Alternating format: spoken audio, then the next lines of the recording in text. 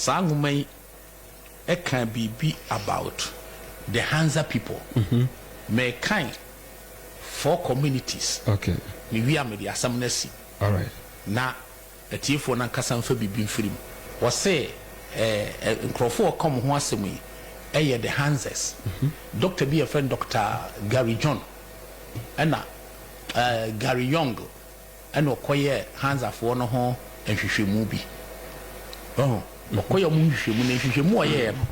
And the person me kind of report no. Na a tifo say Omubinya Usume be a free sa report to him. Okay. Was say today really today you see anyone living 200 years, let alone 120 years. Yeah. And you're common, so we say was say Dr. Gary Young, after 3 attempts to get a visa to Pakistan, finally succeeded. He wanted to see that unusual community of the Hunza land. And he wanted to see that unusual community of the Hunza land. Hunza is no more Pakistan. Okay. What 2 months more me quite poor market. Was say here are the oldest living people in the world. Dr. Young studied them for 20 years. There are 25,000 people living in the Hunza Valley, which runs 100 miles long. A valley be and a settlement for her settlement. Senia Ibiti mountain, Ibiti mountain, the Honda Valley. This valley is surrounded by high mountains. Dr. Young observed a 98-year-old woman chopping wood. 98? Yes, chopping wood. And she told him she was only married for 78 years. Chalahana Kakrana Samami. Who said, Mammy Odin Freshia, Edio Clon, and watch Ebuja. Obubuja, what you get, I Ubuja. 98 years. And also, Wari, if you're saying, Wawari 78 Wawari years. 78 years. Wow. Her husband was not even wearing glasses. And did not have any problem with the teeth. Nanuku, any yadia, one share glasses, when he's in Yadian so. He didn't even have a hearing aid. So in the US, rarely do people even live that long. Edding. So we must say, Dr. Young asked this couple, what do you have as your breakfast? Dr. Young said, Dear Namudianopa. Their reply was that they eat fruit for their breakfast, especially apricot. This apple. Apricot near there. Fruit to be. Apple. Oh, okay. Was it? Hunza for no say these people have life expectancy of 140 years. Hunza's nobody in fear. They were in Yakora was saying 140 years. Yes. In 9. Yes. That is until 1986. 86. In 1986, they started importing American food. According to Dr. Young, in October 1986, they diagnosed their first case of cancer in 3,000 years. Wow. It's in Freshia and Pimian Sano. Na cancer be my hoda. Yes. And to time no record 1986. And no ya bra, I didn't almost start here. On shall say the American phone. Thank you. They were trying to say Brunio. American. And in November, they diagnosed their first heart condition. October 86, now Omunya first cancer. Yeah. And November. Yes. Here were the healthiest and oldest people in the world being destroyed because of American food. Nipa no more dempa will be as no say new chair. And American Union say woman. Better. Africa to see here. And ma was here.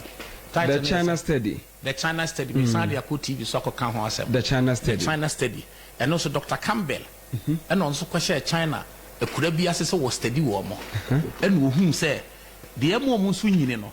Wamusuba to say Hunza. Okay. Now all church from home Samoana. Or they and Krufu be by example. Was say in their dietary studies. I'm reading from this book, page 150. In their dietary studies, or say that we make starting for any Hunipacom was Huasam. Or say the 7-day Adventists. The council of the is the Dr. Campbell, Dr. Vilo, watch the book. It has a book title, say. The China study. Was it the 7-day Adventist population is a good example? Yeah. When it comes to health. That's right. Or better health. they are interesting group of people who study. They are interesting group of people to study because of their dietary habits. That's right. It is a their religion encourage them to stay away from meat, yes, fish, egg, coffee, alcohol, and tobacco. Yes, someone no, and my no one son, meat, okay, the whole popo, and your man of boss, what they say, serious chilling. He said, the catcher say, yeah, cat, and you follow. One more tenacima and follow the LNG White no money. As the doctor's natural, I'm Mr. Morgana for Mokawa. Some the Kazamokawa. La Moja said, I'm over to me, Maso de Mobile beauties.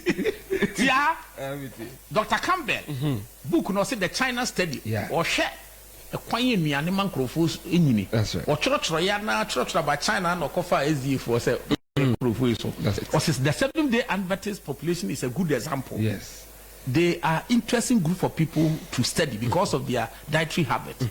Their religion encourage them to stay away from meat, yes, fish, egg, coffee, and alcohol and tobacco. As a result, half of them are vegetarian. Yes. Half of them are vegetarians. But 90% of these vegetarians still consume dairy or egg products. And about 90% here ovo-lacto for. One more but more can hear you. That's deriving a significant amount of their calories from animal source. Now, listen. What's say? It should be noted that the meat-eating Adventists are not. What's say? The minister Nikurane. The meat-eating Adventists are not the meat interest. They don't have interest in too much meat. They consume about 3/7 of beef a week and less than 1/7 a week of fish and poultry. Wow.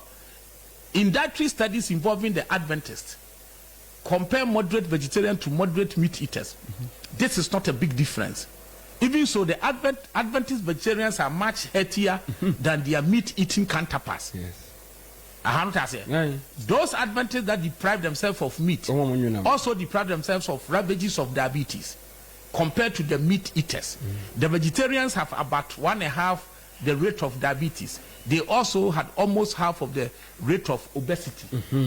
Yes, when I'm a new moon, and all kind of. Yes, one, a man, Woman, no.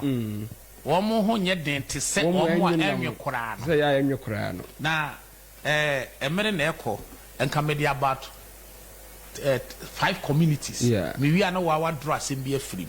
We are talking, me come the Africans over come home. Yeah. The American is about longevity. A dear and then must any panini. Adriane. The Omadi or the Asia for by example, no more Dianeno. As if for no serious no one more Dianeno. One would need Western food. That be as if one can naturally in do Western food. Make a serious one, no serious one. I come back.